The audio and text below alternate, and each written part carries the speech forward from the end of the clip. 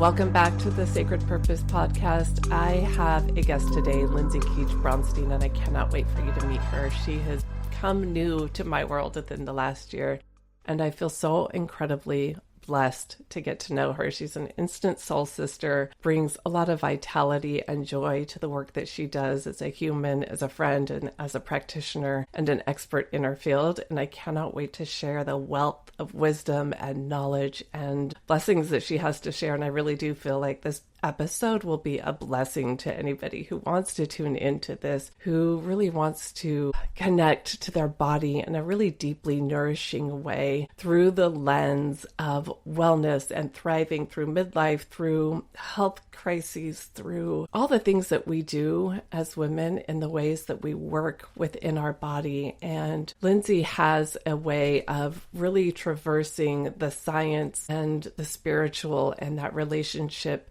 with body in a way that I think feels like she offers a lot of wisdom and tools to make it doable, if that makes any sense. I'm going to let Lindsay dive into this because I'm not doing it all the justice that I could be, but stick around. I think you're going to really love this episode and you're just going to fall in love with Lindsay much the way that I have. She's an integrative dietitian and health coach who has spent nearly 2 decades helping people transform their relationship with their bodies from projects to fix into caring, collaborative partnerships. After her own diagnosis with Crohn's disease in her early 20s, Lindsay learned firsthand that healing isn't just about treating symptoms. It requires a completely different relationship with your body, one built on care and curiosity rather than control. The journey has become the foundation of the body partnership method.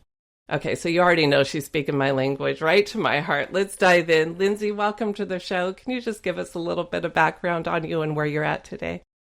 Yeah. Hi, Lisa. Thank you so much for having me. I'm so excited for this conversation. Yes. So I started actually way back in the day as a graphic designer and art director. And so there's a part of me that has this like real artist sensibility.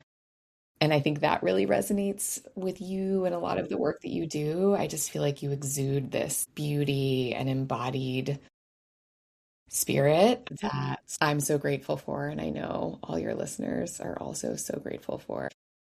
Anyway, that was sort of my start. And then, as you mentioned, I was diagnosed with Crohn's disease in my early 20s. And I was not grateful for that diagnosis at the time, as you can imagine. I mean, I was living a full life, in San Francisco, working 40 to 60 hours a week, traveling all over the place. And it really stopped me in my tracks.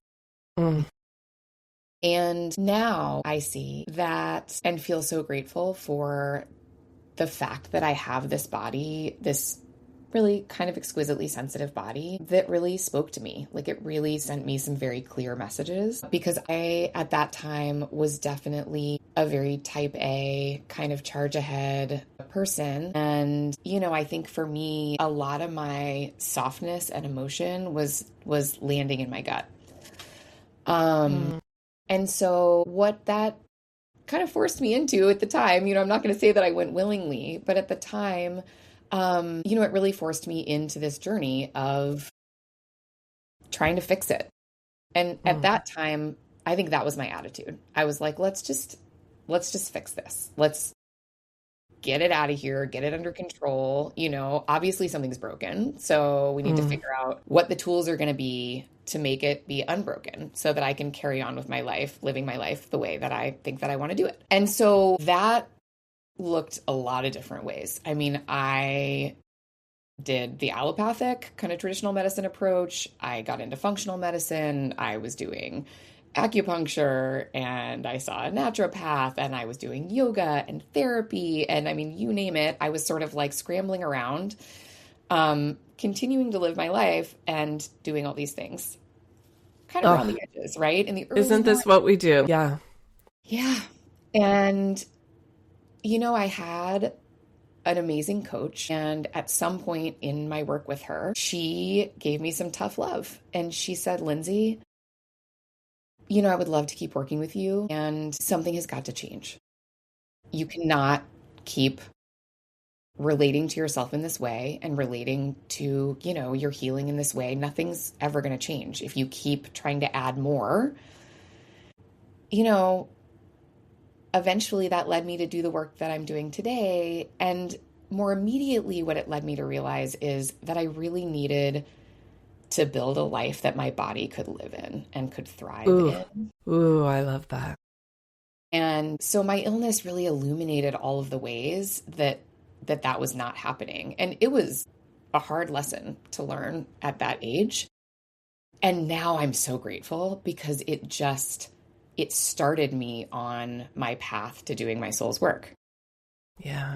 It started me on my path to doing inner work. It really ignited a spark in me of scientific inquiry, interest in integrative medicine, seeing and feeling the power that the foods that we eat and the way that we live and our attitude about ourselves and the way that we create or don't create accommodation and space for ourselves in our lives are all so powerful and so interwoven in terms of sort of healing and thriving. Oh my gosh. So many things that you're saying are resonating on such a deep level.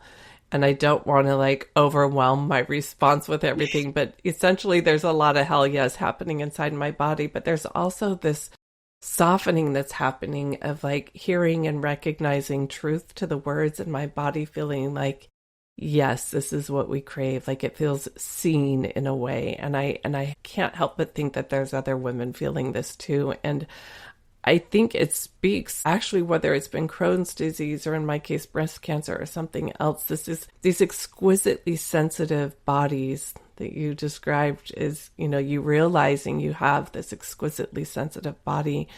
And I think at the core, women are exquisitely sensitive, and we've been forced into this container that just doesn't sustain life. And so when you talk about building a life that your body can live in, I just feel like that's the matriarchy. Let's redesign bodies or lives that we can live and exist in. And I've heard you say this, and I'm so curious to dive into this a little bit more.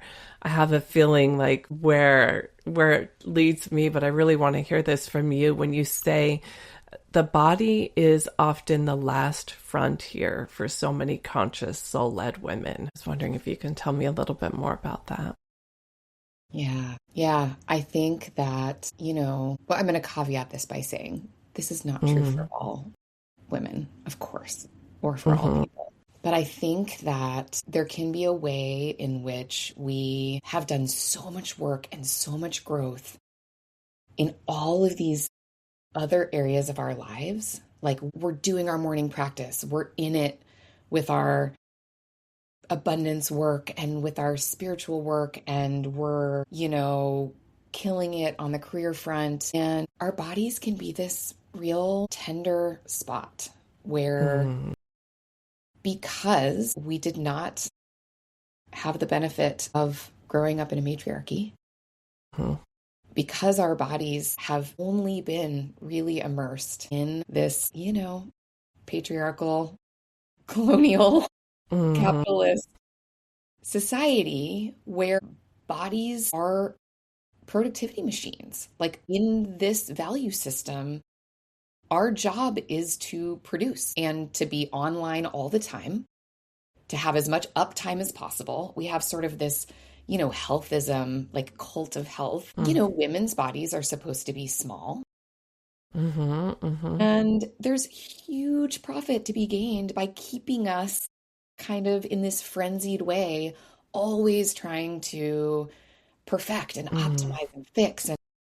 And so I think that it's so natural that we just carry a lot of shame and a lot of tenderness and a lot of difficulty in this way that we relate to ourselves. And I think that I'll just speak to what I experience.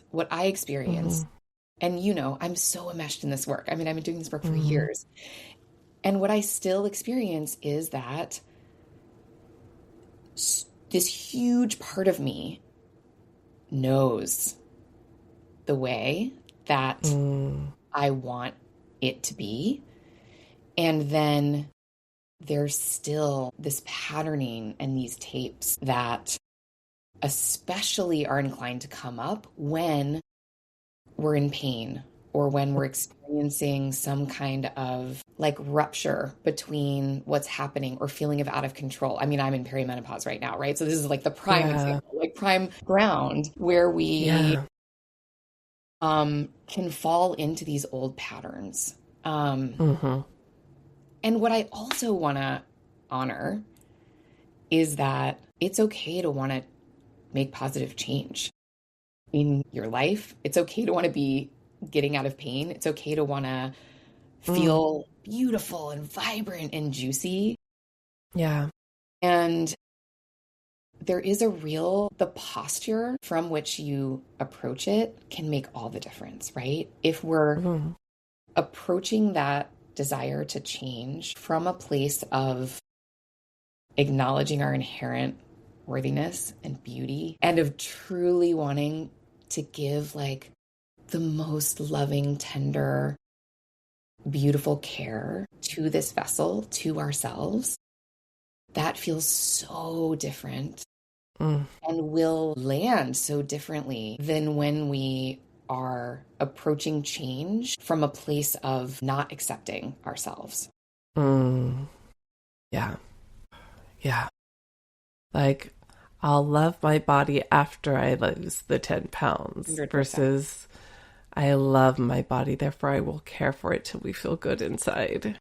Yeah. Yeah. Oh, wow. You mentioned something there that made me really think about the overwhelm of information, especially in the wellness space. And it's nearly impossible to sift through it all, right? That we're getting between ads and influencers and girlfriends and all the good intentions out there, you know, whether we need it or not, we then start questioning, well, maybe I do need this thing. And our bodies are constantly evolving, you know, much like you may or may not have a chronic condition, but you're also going to continue to evolve and experience menopause or something else, right? Childbirth or postpartum or, you know, all the things and ways that our bodies evolve and change over time. So even when you think that maybe you've got it all figured out, you're going to still need to be in tune and notice something else is evolving, something else is changing, and now what do I need? And how do you bring together or filter the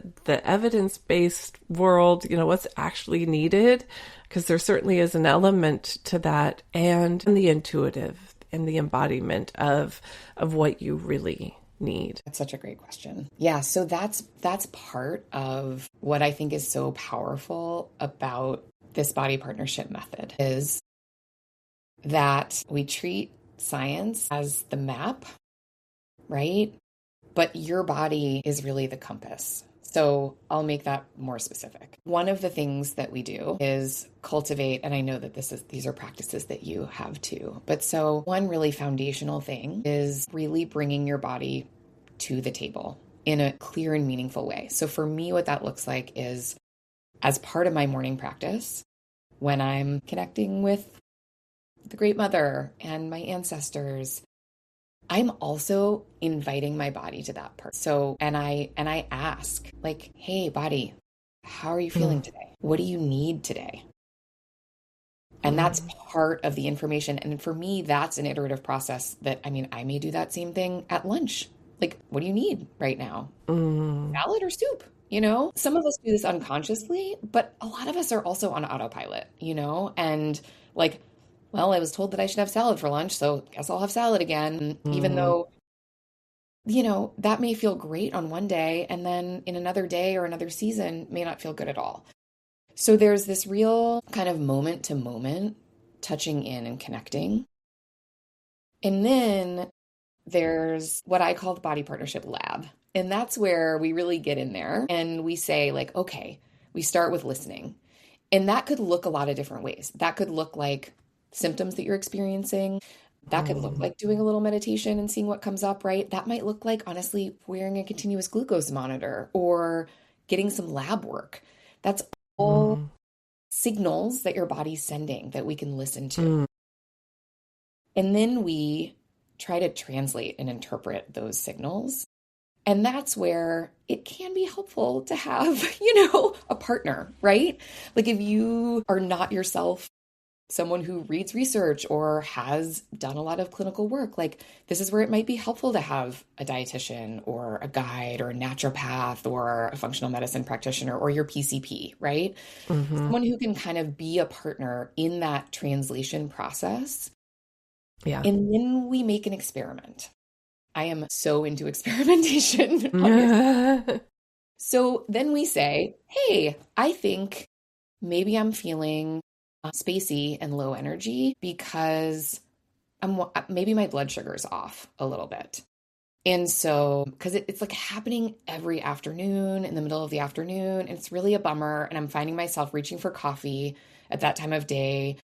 But then that makes it so that I can't sleep. So that's not a pattern that I really want to engage with, right? So maybe what I'm going to try to do instead is notice the time that I start to feel kind of spacey and I'm reaching for coffee. Maybe I'm going to back that up by like 30 minutes and I'm going to try to have a balanced snack. And I'm just going to try to do this every day for a week. And then I'm going to notice what happens. And then we check back in and we're like, what happened? How did that work? How did your body respond? Was that actually the correct hypothesis? And did the things you reach for feel satisfying? What was your experience of being in your body during this time? And what shifted? And then it's spiralic and iterative.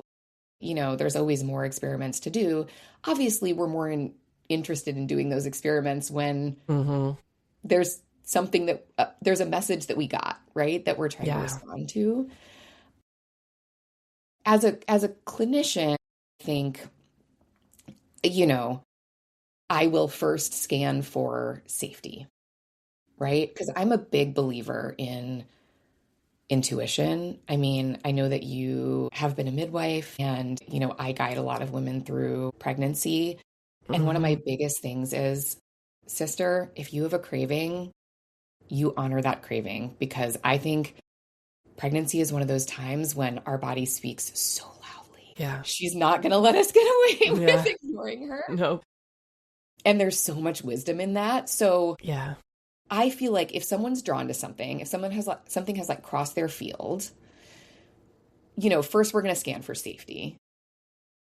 And then I'm going to do a pass of, is this reasonable? Like, what are the claims that are being made here? Does this feel like something that would have, a reasonable chance of making sense for you? Yeah. And then I'm like, hey, if this makes sense and it seems safe and you're feeling drawn to it, let's make an experiment. Let's do a therapeutic trial of it, and see how it feels. And this will not be true for everything, right? I mean, some things we do, like I take vitamin D because I know I run low in vitamin D. So I don't necessarily feel different when I take vitamin D, but I take it. So there are some things like that. But there are a lot of things where I'm like, I really want you to feel better after whatever time frame. Like, we know that magnesium for migraines can take 3 months to show any difference, right? So I'm not going to ask you to feel immediately better from taking magnesium. But if you've been taking it for 3 months and we don't see any change, we're going to question that. And we're going to dive back in and see if there's something else, that might be more effective for you. I'm really into figuring out the things for you in this season of your life that really move the needle. Wow. I love that. And I didn't know that it would take 3 months for magnesium to help a migraine, series. It doesn't for everyone. Right, but that's interesting. That is interesting and good to keep in mind. Yeah. Almost everything has sort of like so one of the things that I always look at with supplements is, what if we look at all the clinical trials that have been done, and sometimes there are and sometimes there aren't, but what was the average sort of time to treat? Like when could we expect to see, because some things are quicker than others. Yeah, and I think that that's what we're used to, and we're used to thinking that something is going to be a quick fix, and I think that that's where we often get caught in the trap of then trying something else, because we don't really know, or maybe we've lost track, maybe we didn't, we have a weird sense of time. How much time has actually passed versus what we think if we haven't tracked it appropriately. And I know how frustrating that can be, right? When you feel like you said, when you're not getting that positive feedback loop from, trying different things, and you're not maybe tracking it very well, or you don't have somebody, tracking it with you. And even, going back to my diagnosis and what you said earlier, when you first start having something that sends you down this path, it's usually from a place of discomfort, right? Like something has prompted this journey to want to be more well. And usually it's something that's triggered by some discomfort or some diagnosis or some pain. Yeah. And getting to a place where you can appreciate these signals that your body's giving you versus being frustrated that this is happening to you, and how that journey begins to feed into, I'm getting to my question, into being willing to try and be curious, right, in this way. And the way you're talking about it, it does feel like a good way to build that relationship with body, because then you're listening for those feedback signals and accepting that even the signals that don't feel good is still information. Like, oh, okay, thank you for telling me that this doesn't work. Okay, thank you for telling me that this does feel good. And being able to maintain sort of that mindset and the willingness to try. I think that there's an interesting dynamic, and I heard this mentioned somewhere else today too, so it's top of mind, between acceptance and giving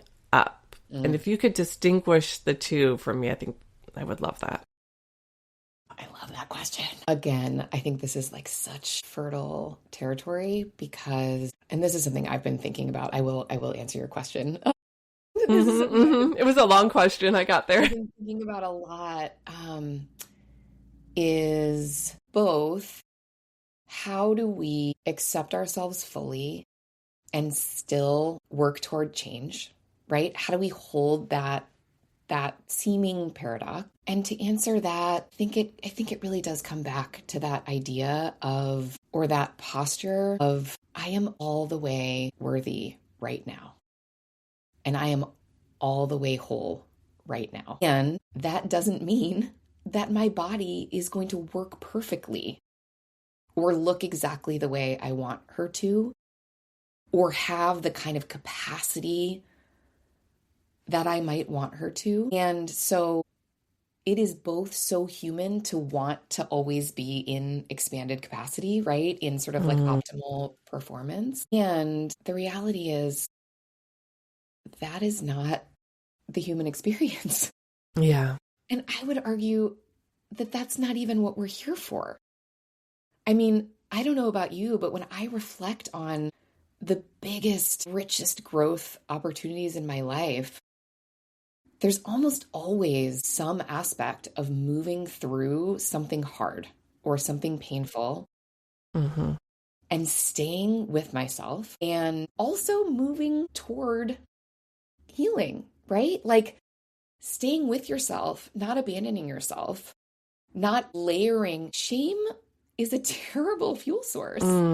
So not layering shame and sort of self-abandonment on the picture, I think that's the answer. It's like we just work towards change while holding ourselves and saying, I see how hard this is. Like, I know how hard this is. Just like we would with one of our, I know we both have girls, right? Or like your boys, like we would with one of our children. We think about how we treat them. Of course, we give them Tylenol when they're sick, or whatever it is they need, but we're doing it while we're holding them and tending to them and, giving them cool water. And we would never expect them to get up and, go to school before they're ready or whatever. We create space for their healing. Yeah. Compassion. Yeah. To be able to turn that on ourselves, I think, is really, really important. Yeah. It's And tending doing that. thing, I think, is part. It's like tending, deeply tending. Yeah. Yeah. And you said earlier in the podcast that, how did you say it? Like, that this isn't like, I don't know that you said it wasn't a luxury or something, but more of a necessity. I just think about like in the world today when it just seems like there's so many things either in our homes or in the outside world or on social media that feel like they're on fire, right? Like we could just go around trying to put out fires all day long, and as it relates to building a life that our bodies can thrive in and live in and exist in, why would you say this work is important right now? I mean, I think this work is important because I think that our relationship that we have with ourselves and with our bodies is our longest lasting, most intimate, most primary relationship. Literally the only relationship we will have from our first breath until our last breath. And what I see is, to the extent that we can invite that genuine posture of care and acceptance for ourselves in all seasons and expressions, that is the extent to which we can offer that same posture of care and acceptance radically out into the world, right? Like that, to me, that's the work. It's not, I mean, I am so interested in personal growth and personal development, but it's like, in service of what? Yeah. Why am I tending? Why am I becoming gentle? It's to like birth a new world. It's so that we can raise kind, compassionate children. It's so that we can show up and be fueled for our work, but also so that we can create a dynamic in our work that allows us to flourish, right? Yeah. It's like this ecosystem that spirals inward and outward. So I think that's one reason I'm just deeply uninterested in this like empty optimization loops that, because I think at the bottom of those is this message that there's something broken and like we need to be constantly like, Yeah. And this feels like a way to step out of that. Oof. That's why this matters right now. We need to step out of that. And I think unapologetically say we are creating a gentler, more nourishing world where we can thrive, where we can be healthy, where we can be well, where we can contribute in meaningful ways without burning ourselves out. Because we need our bodies to be in this world, right? We literally. Yeah. I think we've absorbed all of the whatever this was that we can. I'm sorry if you're not watching on video. I'm spiraling and buzzing the way that you were a moment ago. That, what did you call it? Just this hyper fixation on productivity and biohacking and the, just so that we can continue to produce more. But what are we producing more of and for what for? What for? Yeah. I love that. I'd like to unwind. I'd like to de-spiral. Yeah. You want to spiral all the way down and in, right? Yeah. And that really feels like this. Up and out. Yeah. Up and out. Yeah. And I think that's actually like a deeply feminine thing too, right? That we are in and through the body. Yeah. Yeah. Oh, we literally create life in our body. Right? Yeah. I mean, I really do believe that there's so much to come from within, that building that relationship with body is just going to open up so much more within you that will continue to guide you in other ways. That's really exciting. Like that's when the gratitude started to kick in for me on this journey of building relationship with my body. It was like, oh, she's got so much more to say than just what feels good and what doesn't feel good. Like, what else? Like, oh, thank God. Yeah. I like who's in here. I dig her. Like, let's learn some more. Yeah. What are we really here for? And we've been talking about, getting out of pain, because I think, as you eloquently said, that's often what draws us into this work. And there's so much capacity for pleasure and joy and for using that to alchemize pain and discomfort. And so I want to hold that side of the coin too, right? It's like this Mm, tending. Yes, we might be drawn into it in moments of transition. And that's often when we create the space in our lives to do some deep work, right? That's when we're yeah. interested in running experiments and when things are crossing our Mm, field. We're trying to listen to these messages and honor them. And once we start the work, it's like then we can just invite in all this beauty and pleasure. And tending can be this just like delightful thing, right? Like tending a garden. You get to yeah. then enjoy all the blooms. Mm-hmm. Mm-hmm. Yeah. Yeah. Yes. Yes. Yes. Yes. To all the things and all the ways that we can tend to our body and create, more pleasure, more sensations, tuning into all the ways that our bodies receive information through touch and sound and voice and smell and visually beautiful things, right? Just like there's so many things that we can enjoy through our body, even if we're experiencing some form of discomfort or pain. We can still try to take it in through all these other incredible senses that we have and find a source of appreciation, even if it's the ability that I can see this beautiful flower and take in the textures and the scent of it. And I wonder what you would say for somebody, what practices that they could start with today if they're just beginning this journey or even on this journey, because sometimes we all need a little bit of a refresher. Yeah. I mean, I do love just the little, literally bringing your body to the table. I mean, I think this has some tendrils of parts work for anyone who's done that, right? We sort of invite all these aspects of ourselves to the table.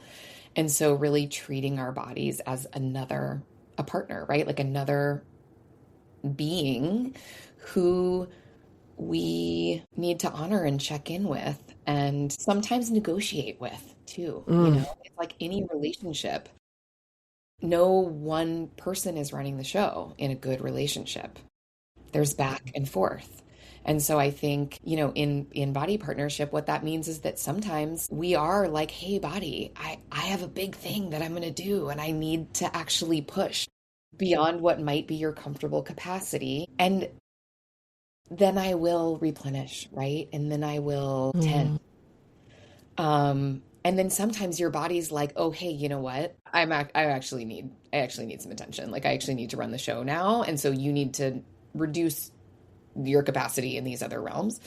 So I think there's this give and take.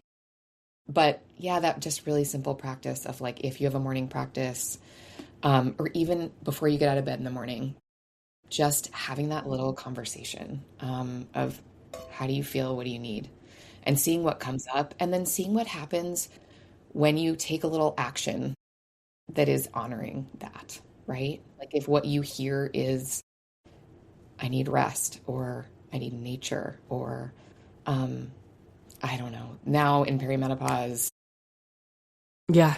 Tell me more about that. I'm like, ovulation for me now is as much of a wild ride as my like premenstrual week. They feel somehow weirdly the same. I'm like bloated and out of sorts and so that was happening this week. And, and my body was like, you need to move. So I just, before I sat, I turned on a song and I like really moved my hips and really just like move some of that stuff through. So I think that's the follow-up. It's like the checking in and then like what's one small way that you can honor what you heard. Yeah, that's where I would start.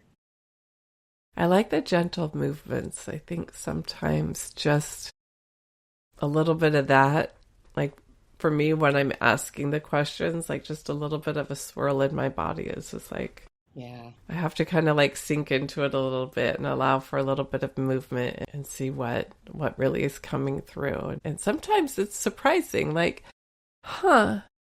actually, I feel better than I thought I did, like there's just like, sometimes it's like the thing isn't always the thing. And I find that that's interesting sometimes too. And sometimes it's an expectation of like something else is actually bothering me, but it isn't the thing that I thought it was. And so, or I recognize it in a different way, or the feedback comes back with different information. And so for me, it helps to move my body a little bit when I'm asking the question. feel like I get a little bit more information. And sometimes, like I said, it's surprising. So it's always worth it when I do that. Even if I think like, I don't have time, or I'm late, or I've got to jump up and go do the thing or whatever. Like, just at some point in the day, like you said, like, you know, being able to just allow yourself just even that 1 minute of space to check in. I will always get information, whether I like the information or not. Oh my gosh. I adore you so much. I would just love to be able to continue this conversation. I mean, gosh, menopause, the whole thing, life, being a woman. I think these conversations are so important. We are not alone. You know, having these conversations, being able to tune into a podcast or share it with a friend or check in with the women around you. We're not in this alone. We are all experiencing some form of this. And I truly believe that sharing these experiences will elevate and support us all. And so I'm just curious if before we close out this conversation, if there's anything else you'd like to share, and also let our listeners know where they can find you to continue this journey with you. Yeah, probably the best place to find me right now is on my Substack, which is bodypartnership.substack.com. And you can subscribe and it's free. All the posts are free to everyone. And that's really where I'm right now kind of teasing through some of these concepts. My website is feedhealth.com. And that's where my private practice lives. So if you're interested in, you know, deeper work or have a health thing that's going on, that would be a place to find me. Yeah, what do I want to send people out with? You know, I think it's just that developing this relationship is hard and so worth it, because I think this relationship you have with your body can become a fertile ground from which everything else grows and is given so much more life and texture and richness, and really from which we can then be, you know, these beacons of light and change and hope for a new world.